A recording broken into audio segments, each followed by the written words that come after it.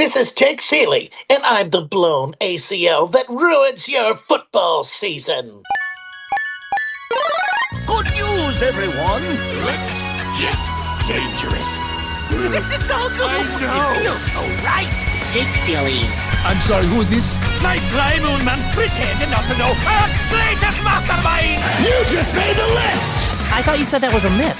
Just because it's a myth doesn't mean it's not true. If you all blindly follow my plan, we may have a chance. Sure, we talk about it all the time. Really? No. Burn. Game on, you Ducks. Got a good one for you because Scott Bogman is joining the show this week. If you've heard us chat and talk and have way too much fun, that's what you can expect today. And we are going to talk a lot of quarterbacks because there's a lot of tough decisions people are dealing with, including potentially benching Lamar Jackson of all people, but also DK Metcalf, where we screwed up, returning players, the Chargers, some fun. You know what to expect. But real quick off the top before we get to Scott, couple notes for you guys. Drake London is looking quite questionable and probably leaning more towards doubtful. If he plays, they already said they're going to be cautious. The Falcons already said they're going to be cautious. So if he plays, he's going to be inside my top 15. If not, Darnell Mooney, no more than a boomer bust wide receiver 3. The Falcons offense is basically the backfield and not much more when it comes to Kirk Cousins, although Kyle Pitts is obviously in the tight end 1 conversation. But like I said, if London comes back, they're not going to risk him. They already said that unless he's 100% or close to it. So top 15 wide receiver this week. If T. Higgins plays, he's still dealing with the concussion, it sounds like. T. Higgins will be inside the top 20. Jamar Chase, really no effect. Jamar Chase is Jamar Chase. But if no T. Higgins, surprisingly, it needs another week for the concussion, then Yoshivas is probably in the wide receiver 3 low-end conversation. They tried to make Mitchell Tinsley a thing last week and sent a lot of targets this way, just wasn't connecting. Tinsley wouldn't be too far behind Yoshivas, but both of them wide receiver 3, 4s, more so 4s. High upside, high risk, as we've seen before. Honestly, if Yoshivas didn't get the touchdown, it would have been a really bad week for him, so plenty of risk there. And then playoff defenses, getting a lot of questions about those. Love the Texans, obviously. The Chiefs are in play for a lot of those weeks. And outside of that, I've mentioned the Buccaneers quite a bit. Honestly, the rest of the season, they're a pretty strong defense. The Detroit Lions, especially for weeks 16 and 17, if you happen to have a bye, and hopefully you do. So Tampa Bay, Houston, the Lions, even maybe Kansas City for a couple games in there. And yeah, so let's jump into it. And there's that energy. It is really right as I do I'm just gonna leave it now. I was trying to introduce a good friend of mine, which I mean we've shared gelato on the same spoon and licked each other's lips and everything like that. Scott Bogman at Bogman Sports. I'll let you tell everybody because you've been doing your Patreon and all of the good stuff. You're in like 17 places now. You tell everybody where to find your crap. Not 17 places, only a couple. At Bogman Sports on Twitter, you'll find all my stuff. But in this league with myself and Chris Welsh, we have a Patreon, itllarmy.com. We'll take you there. Inthisleague.com will take you there, and just go to our Patreon, search ITL Army, check that out there. We do fantasy baseball, fantasy football, lots of stuff over there. And you can catch me on Betting Pros, doing college football coverage with my guy, Seth Woolcock, and doing fantasy coverage with Joe Pizzapia and Welsh. And I'm on the Sunday wrap-up show, all kinds of stuff. Yeah. We're football-centric here. So love baseball, too. But we're in the throes of football right now with the playoffs coming up here in fantasy, college football coming up. We're going to have the draft as well. All kinds of coverage for you. So at Bogman Sports, you can see all my stuff. Appreciate you having me back on, Jake. Oh, I appreciate you. And yes, as you know, and knew us or knew Scott to begin with, we always connect during the rookie season as well. So you've probably heard a bit about that. But as always, with my guest, Scott, I do 5 main questions, some fun mixed in there. And, of course, you don't get to know the second question until I ask it. Because we're going to talk quarterbacks. We're going to talk where Scott and I were wrong on this show today. We are going to talk that and the Chargers situation. But first is I wanted to talk to you about quarterbacks in general. Because I'm seeing a lot of questions in the comments over The Athletic, and I feel like this year is different because of the quarterbacks we're talking about, and one being Jaden Daniels. We saw the report before we came on, limited practice, still hasn't really done anything where it would seem like he's coming back, and you said, I don't believe it, and I'm kind of with you, is that why risk your franchise? You're not in the playoffs. But all that being said, Terry McLaurin's back. I thought Terry McLaurin was probably done for the year. But I bring him up to say we're dealing with Jaden Daniels. We have Lamar Jackson, who now people are considering benching because he's still not 100% and throwing off 1 foot. And then we have Jackson Dart and Brock Purdy on buys. Jacoby Brissett's been a revelation, but he's got the Chiefs and the Texans coming up. And Caleb Williams has the worst schedule in the history forever for the rest of the season. So I say that because these are big names that a lot of people were counting on potentially for their playoffs, even potentially 2 of them, like a Caleb Williams and Purdy type of duo. Like, what are you thinking in quarterbacks general heading to the playoffs? Are we at the point now where you're like, find somebody else for Caleb, potentially drop Dart because he's on a bye and he might not run as much? Lamar Jackson is benchable. Like, you don't have to touch on all of them, but just kind of like, what are you seeing and telling people with what's going on with quarterback right now? I think this should have been your strategy going into the season, specifically in a 1 quarterback league, right? Because it's very, very top heavy. This is why, and I think you were on this as well, we were suggesting, look, get a high-end tight end, which didn't pay off as well, but get a high-end quarterback. Now, the high-end quarterbacks didn't all pay off. It was really only Josh Allen, but in a lot of drafts that I did this year, I was waiting on quarterbacks and taking one late. I wanted the premier tight end, which was Brock Bowers, who missed a big chunk of the season for me, but, my quarterback situation has been okay because I have been playing matchups for most of the year. And, if you did that, it was hard to start Jacoby Brissett over Lamar Jackson. I understand that. But right now, I think you should be playing matchups. I think it's pretty clear that Lamar is not number 1. Caleb has this terrible schedule, as you mentioned. Green Bay's number 6 against quarterbacks. Cleveland's number 4. San Francisco's been number 21, but they are improving even off of those injuries. Jacoby Brissett, he's finished as a QB1, top 12 in every game he started. So Houston is number 1 against quarterbacks, though. The Chiefs they don't look like a good matchup, but they're very average. I think they're 16th in points given up to quarterbacks this season. So I think you should be trying to play matchups more at this point. And I understand, I do think that Lamar Jackson is a Titanic pick, right? Like, you go down with the ship. You ride him and see what he's going to do. But I understand, like, if everything else is great on your team and you just want floor, you don't want to take this bottom out from Lamar Jackson, then go and find someone that has a better matchup. If that's the one weak point on your team, I would do that. But if your team is like barely making the playoffs, you're projected to lose, I'm playing Lamar for the potential swing that he can give you. So well, let me that's give you a kind straight of up toss up. Detailed. Okay, let's hear it. Your team this week, you'll say contending team. You're not a severe favorite. You're not a severe dog in this one. So it's just you need a good game. Are you going Jacoby Brissett or Lamar Jackson this week specifically? Man. See, I kind of think that answers the question. Just the fact of how much you're hesitating. Well, it's their ECR is 8 and 10, so they're right on top of each other.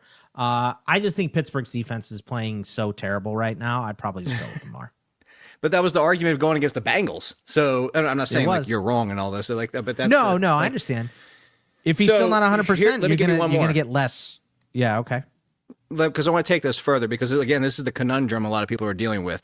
And I told people, you know what? Watching what just happened with Jackson Dart's first game back, we saw the hit. Like, he's still running somewhat reckless, but he's also another game where he didn't throw over 200 yards. So presenting, you had Lamar Jackson and Jackson Dart or somebody like that, or even a Brock Purdy, because you had to make it like Lamar missed time. So you had to have another quarterback at some point.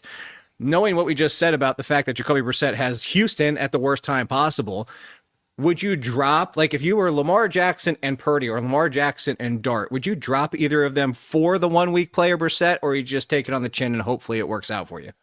I think I would drop Dart for Brissett. Okay. If that's because look, 43% of his production has come from the run game this year. And most of that is from rushing touchdowns, 7 rushing touchdowns this year. I don't think a lot of people Jackson realize Dart, how right? much so it's been. Yeah. The plan, the plan is obviously run this guy less. We don't want him to have a concussion, right? Another concussion before the end. This is why Brian Daboll was fired, is because Jackson Dart got hurt again. And they said, well, we don't want our franchise hurt.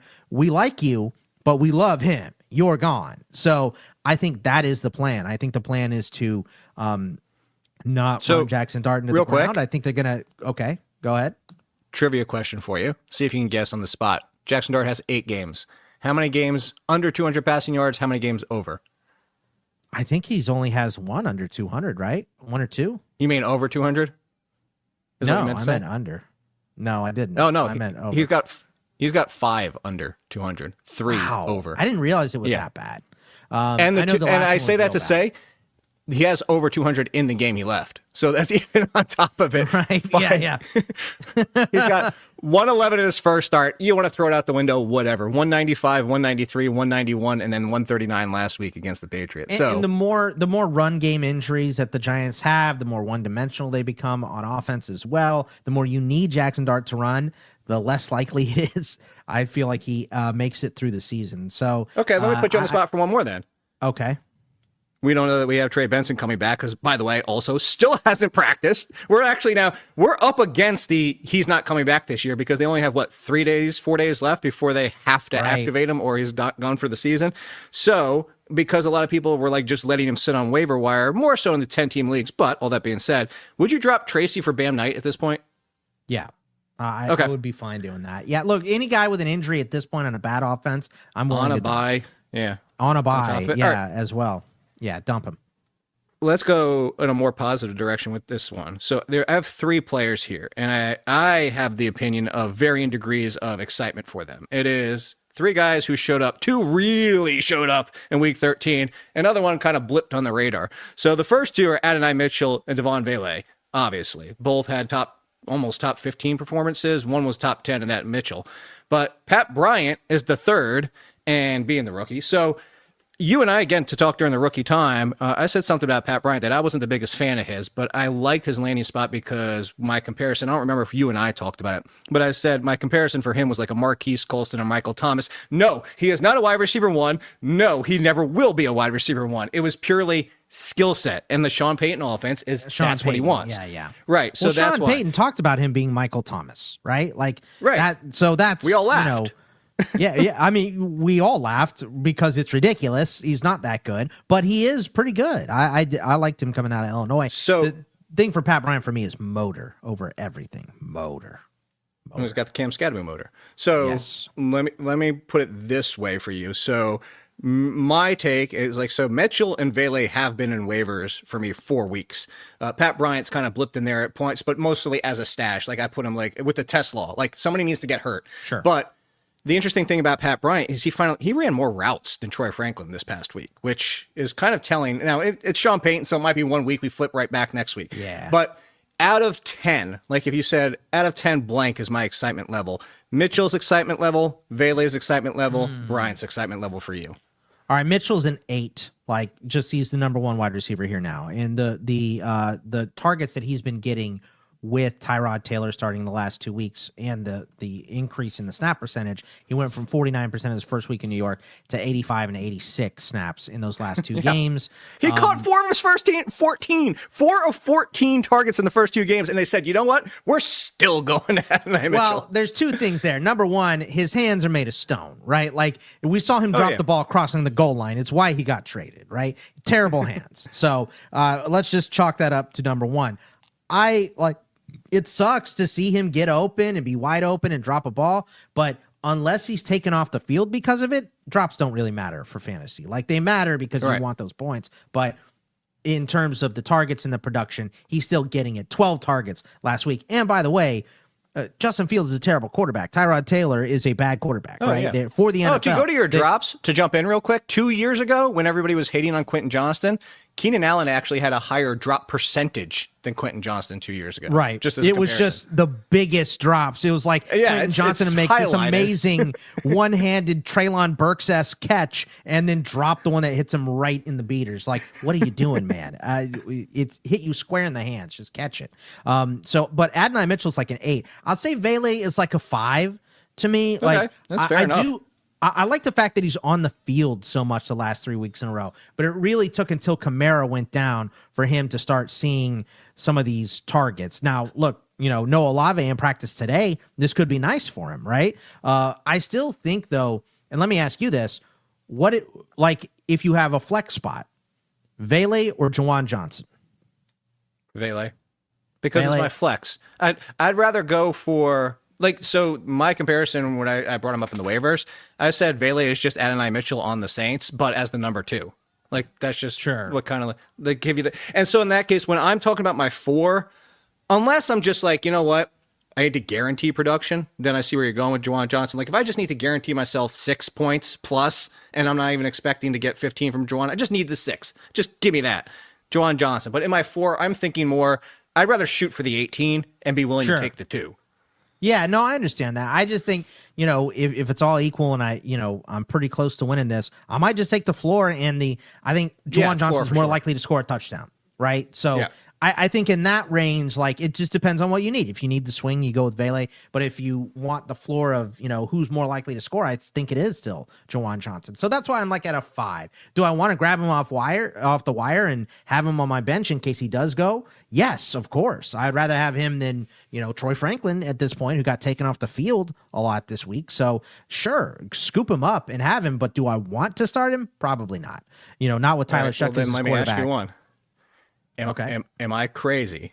I feel like you're going to say no to the first one, but I think you might say yes to the second. This week and this week only, I have Vele in front of Trey Tucker. That's not crazy, right? We're not like against not crazy, but I'm not going to do it. Trey Tucker's done nothing this year. Keeps getting these massive attempts though. Like, they're going to chuck it to him 4 times downfield. If he gets one big one, that's your whole week. He has 1 double-digit score since week 3. 1. Yeah, look, I told you it's 12 not crazy. Points. I'm not doing it, but I understand it. 100%. Like, you know what he's been giving you? He's been giving you big, look, giant. If there's no Olave, I'm definitely starting Vele over. I don't even care. I want Olave out there because I don't want Vele to get number 1 coverage. Not that it's a terrible matchup, but like, I fired you up. Yeah. You did. Tampa Bay is what I was going to say. It is a better matchup. I was going to you're right. bleep myself out here just so I can say it. Is that Tucker's been giving you a steaming pile of Pork chop sandwiches on your plate every week. That's what he's been giving you. Anyway, so here's the next one. I do. There is definitely, just to expand on that, there is definitely a, air yards, theoretical yards. I want the yards. I don't want the maybe yards, the almost yards, the could have had yards. I want the yards. But I got fired up. My dog came over here to check on 3 me. targets last week was bad, but 10 the week before, 8 the week before. Like, when they need to throw, they do try to at least throw the ball to Tucker most of the time. Not last week. They just fail every single time. Geno sucks. Geno's never been good. Like, in West Virginia, he was really good. But in the NFL, I think he's so overrated. Like, he makes big plays, but he throws picks at the worst times. You have to win a game in week 14 as your quarterback. Do you take Shedeur Sanders or do you take Geno Smith? It's still Geno. I'm not, well. I would just take Sanders at this point. Oh, God. Yeah. No, that sucks. All right. Wait. Yeah, we completely sidetracked on this whatever. one. Yeah, right, Geno. So Geno. here's the crazy, might be crazy one. And this goes right into the conversation of Trey Tucker, is that he hasn't done bleepy all except for 1 week since week 4. And granted, it was an enormous game. Might give you a nice. No, not Tucker. No. I'm setting this up. You're jumping into my setup. I'm sorry. This is a different wide receiver who hasn't done bleep all and had a giant game. He had 2 touchdowns in that game. It was only his second game of the season where he even had a touchdown. I'm giving you a lot of hints. By the way, his name is DJ Moore. I would just start Vele at this point. Like, why are we doing DJ Moore? Actually, you know who Trey Tucker is? He's DJ Moore in the damn Raiders. Yeah. With more targets. With more targets. You're right. Chicago plays Green Bay this week too. How was DJ Moore in that first game against Green Bay? I guess would be my question here. I'm just trying to look it up here. Do you want to know? Against Green Bay. Haven't played him. Oh yeah, that's right. Damn it. They're saving him for the end of the year. That's what they're doing. Yeah, look, I'm fine with that. I'm fine with starting. Like DJ Moore, again, Caleb is not playing his best either right now. So you just you never know where that ball's going to go because Odunze's been shut out a couple weeks. Loveland's involved now. They're handing the ball more to Manon guy. Yeah. Look. Did you know that DJ Moore has yet to top 73 yards on the season? Which is just crazy. I'm not surprised. He needs to get out of Chicago. Like, I still think there's a little less for him. You know what? Put him in Vegas with whoever their new quarterback is next year. That'd be great. You know what? We're going to have to pick up the pace because you had to get. I lied. Like, I should have known we weren't going to go 20 minutes. It's me. It's freaking. I know. All right. So here's your fun question. We need to move on. Here's your fun question. Okay. Especially because we're setting up the fun question before something where we're talking about Scott and I being wrong. So my fun ranks this week weren't ranks because I just listed them. I didn't want to be like, oh, this player is definitively better than the other. I did active players. Active players I would want to hang out with. Like just hang out even for a night. I guess if I was ranking 101, I said would have like Cam Scatterbo, because he'd be the dude that'd be like, hey, dude, go grab that scooter and jump it off the back of the truck outside the bar. And he'd be like, yeah, I'm going to do it. Like, that's why I want to hang out with Cam Scatterbo. But I actually am curious to see who you would say. And I have a feeling your name probably made my list. I have a feeling, but maybe not. Is it a Steeler? Pick? Yeah. Cam Hayward. That's not, I put TJ Watt. TJ Watt would be great. I think hanging out with him would be fun as well. And I said that you might get a surprise appearance by his brother bringing pizza. So like, you never know. Like, yeah. JJ Watt. I think I've seen enough of JJ Watt though. Like he's been following TJ across the country on the broadcast this year. He's been fine. I'm not like against JJ Watt. I think he's great. But Cam Hayward is like the one that's closest to my age. I feel like I'd be annoyed by Cam Scatterbo. He's got that young man energy. I don't have that anymore, right? Like I have the sit around energy, like Cam Hayward probably is getting closer to. So I think Cam would be like, oh, let's go to this place. Let's go to this place. Like, oh man, that is too much. Like you go do your thing. Come talk to me later. Yeah. Come tell me your stories about it later. I'm sure I'll see all of it on TikTok anyway. But yeah, no, Cam Hayward is closest to my age. So I think I'd want he would get my references as well. We could just hang. Yeah, I think that would be better. He's a podcaster as well. So you'd probably appreciate the last one on my list. Like it's just again, there was no specific word. Like I put Xavier Leggett on there just because I would laugh the entire time at everything he said. Great. The last one on my list, and I have zero evidence, but I said Keenan Allen because he just feels like the chill guy who would end up paying for all the food. Right? Yeah, another guy close to our age. Yeah. Of course, no one knows how old you are. It's shrouded in mystery. But I'm 42. Oh, so you didn't listen to my podcast about how I met Nicole then? Because it's not a mystery anymore. Oh, I didn't. Are you 53? How old are you? Close. Why does everybody keep guessing 50s? Yeah, because we're mean, and you've never told anyone, so you obviously don't want people to know. So it's pretty easy. No, so everybody go, if you want why. I was legit, you know this. You're a close enough friend. Like, I was legit at the point where I got embarrassed about my age, not being married ever. And it became a running joke on accident that nobody could ever guess my age because they would always guess so far under. And I even said on that podcast, I'm in my 40s. I got married in my 40s. And like, so for everybody out you've never been divorced. There you go. How I've never had a kid. That's right. And you've never been divorced. So, there you go. I think you're winning. Yeah. So speaking of not winning, so Scott and I were heavily invested. Fortunately, I traded a lot of mine away when I saw the writing on the wall, but we were heavily invested in DK Metcalf. And you know what? I'm not even going to be like, oh, we never saw this Aaron Rodgers coming, blah, blah. And so I'm not even going to go down a path of like, we could have been right. We were wrong. Haha, laugh at us. I want to take a moment, Scott, and say like, all right, we know we were wrong. What can we learn from this in the future? That's how I want to approach this.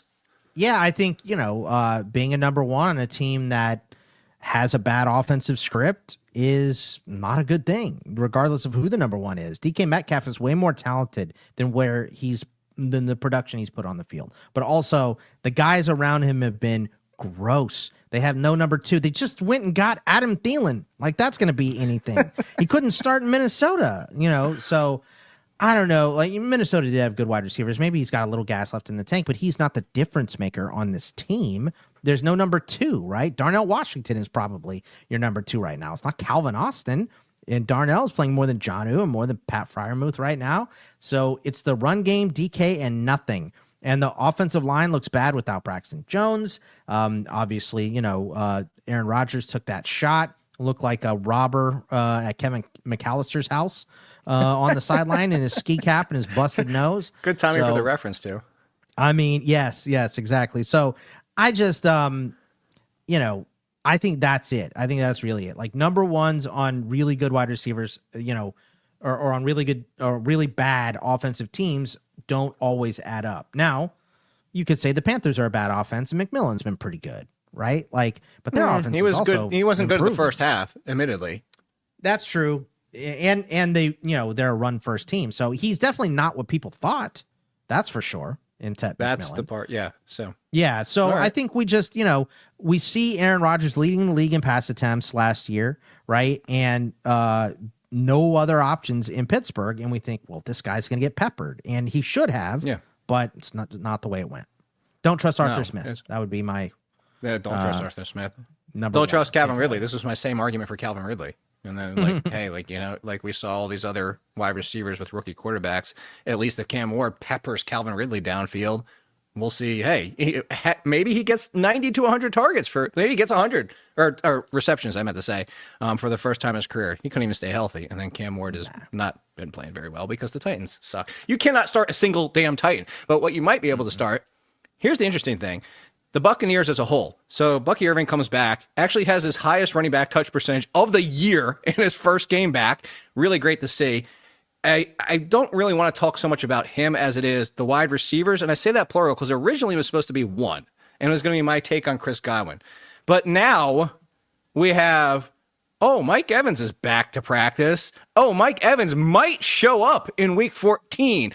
I'm dubious, but we do need to talk about it because I know people will have questions. I want to take Chris Godwin first and then touch on Mike Evans. So Chris Godwin, here's my take, Boggs. I know you saw the game. I was watching that, and first quarter, even before we talk about peppering. Baker looked his way first quarter, second quarter, third quarter, fourth, the entire damn game. It was back to old Baker, old Chris Godwin. By the way, Chris Godwin back when he was top 3 in points per game, Chris Godwin. That's how much Baker was going to him. But the thing I liked about it is he looked 100%. Right. He was separating from coverage. He was getting open. And I was like, this is not the Godwin we saw before he re-injured himself. So I have Godwin as the top 20 wide receiver this week. However, so that's the first part is where's your opinion on Godwin? But if Mike Evans comes back, twofold. So I'm going to throw 3 questions at you, but you're a pro, so you can handle it. How do you feel about Godwin? Does Mike Evans being on the field affect your Godwin take for this week? And then third part, would you even start Mike Evans in his first game back? Number one, I don't want to start Mike Evans in his first game back because the Bucs have been wishy-washy about these injury-prone players, right? Like, it took so long for Bucky to get back. Now, we heard part of that might have been mental health issues, right? Along with his injury to his arm. I watched the fantasy docs. The fantasy docs were saying, hey, look, this could be pretty bad, but if it's not bad, he should be able to go. But he still hasn't taken any hits. He didn't take hits until like Friday before that game. So you have to go into that thinking, all right, well, look, they've split these guys. They've done hot hand. I thought it was going to be a gross Washington-looking backfield, right? I thought it was going to be like that through the end of the season. Nope. They just give it all to Bucky. Bucky's good to go. So Mike Evans affects everything coming back. No, I do not want him to start him this week if I can avoid it, right? If it's between Vele or Mike Evans, you bet your bottom dollar I'm putting Mike Evans in there. I'm not going to go with Vele. Yeah, So, those are the situations where, okay, Mike Evans has to go in if he's playing, right? But I think in most scenarios, I don't want to start Mike Evans if I can avoid it because we saw Chris Godwin come back and he wasn't quite 100%. So it's been different for different players, right? And Godwin didn't look right until last week either. So are they rushing Mike Evans a little bit? Is Mike Evans rushing himself a little bit? And he's at the end of his career, so they're kind of going to give him leeway, So I think you have to everybody ticks down a little bit when Mike Evans comes back because he's still the best wide receiver on this team, right? Emeka Egbuka next year is the best wide receiver on this team. I think not close. But Chris Godwin looks healthy right now. So they all look good. The answer is to all your quarterback issues, even though Baker is hurt, I think I want Baker if he gets all these options back. This is a really good, you get Evans back, you get Godwin back, you get Bucky back all within 3 weeks. That's pretty good moving forward. And look at how good Tampa was at the beginning of the season. So how far back would you slide Egbuka if Evans is active?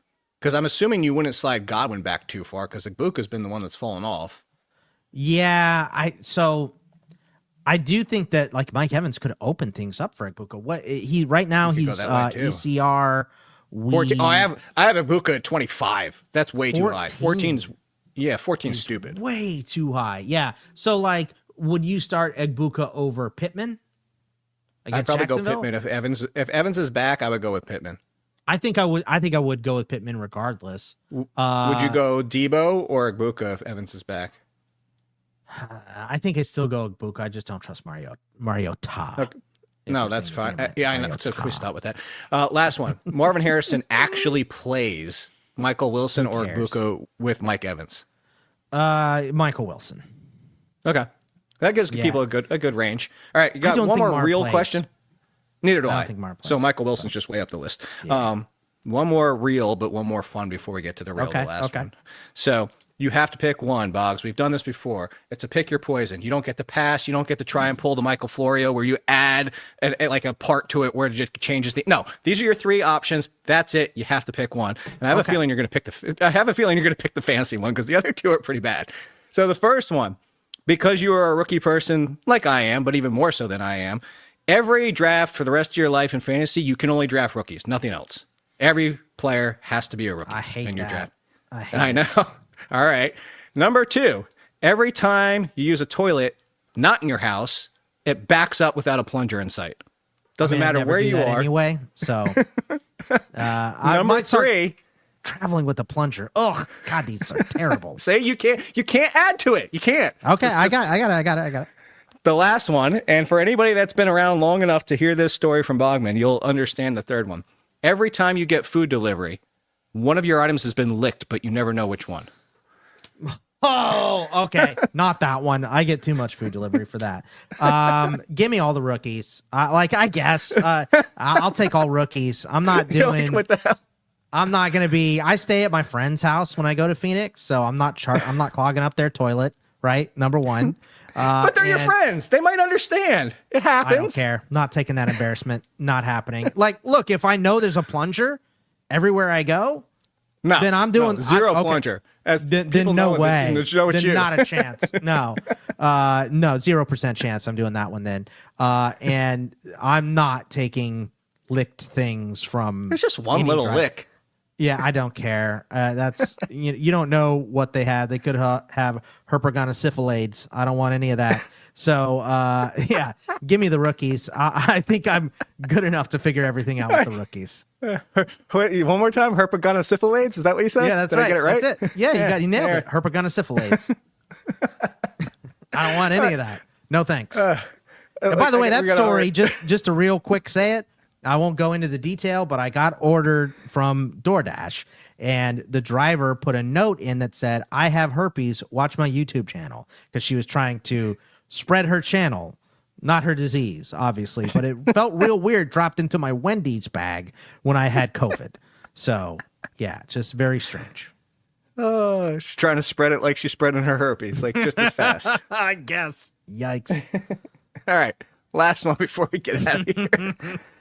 The Chargers mess, because it is beyond messified. We have Justin Herbert. It's Wednesday practice. Wednesday, we all know, means basically nothing unless you actually are practicing. It's more as that's the tell than if you're missing it at this point. But still, the report is could be playing through a broken hand. Like, here real quick, I don't even need to ask you this, Boggs, but the easy answer is if it's Trey Lance, you downgrade the plank out of everybody. Like, just everybody, just way down the list. He's going to run a lot. If he has to start. We got to present this as if Justin Herbert is playing, and I think that's the question. And present it as in Amari Hampton is back. So Herbert in the pass-catching options, Hampton, where would he slot in if he's back? And then, sorry, Barkley just made a noise. I'm just making sure she wasn't puking. But that being said, like Hampton and Vidal, and then... something from that DoorDash bag? Is that what happened? I think so. Yeah, and now she's sniffing my shoes. Maybe that's what the issue was. She smelled that and then started to puke. But let's go. What'd you step Gadsden's kind of been hit hard. Actually, outside of Ladd McConkey, the pass catching options have just been almost I was looking this up earlier, Jake. It's last 5 weeks. Ladd, wide receiver 19, QJ, wide receiver 59, Allen, wide receiver 68, and Gadsden, tight end 18. So McConkey is your only startable option there. If you're looking at Hampton in ECR, like if Hampton's good to play, I don't know, like I think I'd have him ahead of Woody Marks, who's at 22. Are you putting Hampton ahead of Monongai and Swift and Warren? Yes. But with the caveat, and I've already made on my end, I've already made this clear. By far riskier than all of those. So here's where I go with it. Like Vidal hasn't been amazing. He's been. I keep making this comparison. You'll appreciate this, Boggs, as somebody who pays attention to baseball. He's the Giants' World Series run. It's good week, bad week, good week, bad week, good week, bad week. So actually, we're set up for the bad week, whether or not Hampton plays. But all that being said, is he hasn't been awful. And a lot of times, as long as you've been doing this, a lot of times when the replacement is playing somewhat well and the incumbent comes back, they usually turn to him. It's usually when the replacement's playing poorly that we're like, oh my God, are they forcing him back? Are they trying to get him back because it's going so bad? So that's where I have Hampton. Like, I'll give you the rundown. You just mentioned those names. I have Hampton at 18, ETN because he doesn't get any of the goal line carries, Swift, Warren, Jones if he plays, Monangai, Woody Marks. That's my order. By far the riskiest of all of those, and that's Aaron Jones if he plays, is Hampton. Like, if you don't want to risk a potential 4 in his first game back, I would play all of those over him. So, I'm sorry, do you have Ken Walker ahead or behind Hampton? Ken Walker is one spot directly in front of him. Okay, yeah, I think that's the line, though, right? Like, I can't start Hampton over Walker, right? Like, I think that is a pretty hard line for me. So, but I think that group that you just mentioned, because in ECR it goes ETN at 18, Warren at 19, Swift, Monangai are next to each other, then Marks, and then you get into like Mason and Kareem Hunt, and it gets real gross. So I think that is the group. I'd probably put him at the bottom of that group just because I don't know what his usage is going to be like. Could it be Bucky? Sure. He's missed a ton of time. Maybe they were just making sure 100% he's back and he's ready to go. But it's not just that, right? Vidal, like you said, hasn't been terrible, so he's going to have some role in this offense. And they're missing their top 2 tackles. The offensive line looks completely different. So I just don't know that run game is going to be wholly ineffective just because Hampton came back. I think, if you get Alt back, then now we're talking. Where's Alt in practice this week? I think he's still out. Yeah, I think he's still out. I don't think they put him on IR, but I think he's still out. So for me, Hampton is going to be below those guys week 1. But this is where you want him to be that low, unless you're trying to get it in the playoffs. But once you're in the playoffs, you want to see him get that big workload this week. But then for next week, like, hey, he was, he only got 50% of the carries to give the rest to Vidal. Okay, now he's probably not startable. But if we see it this week and they go, all right, 60% to Hampton, 40% to Vidal, it's probably just going to expand on a week-to-week basis the more healthy he gets. Yep. And I agree. Mostly, like I said, I'm shooting a little bit more upside, but 100% a major risk there. That was the wonderful Scott Bogman. And no, we didn't actually get that intimate when it came to the ice cream, gelato. But we did all go out and have some good times together. So give him a follow. Tons of knowledge, especially covering rookies, college football. He does it all year long, so he already knows the players before most do, like even before I watch half the film that I watch. So make sure you're giving him a follow. Over the Athletic reminder, if you're listening to this before Thursday, Discord live Thursday mornings, 10 a.m. And then, of course, 11 a.m. on Sundays to get you some last-minute decisions. Hopefully you already have your playoffs set and are already thinking about those buys you have. And I'll talk to you later.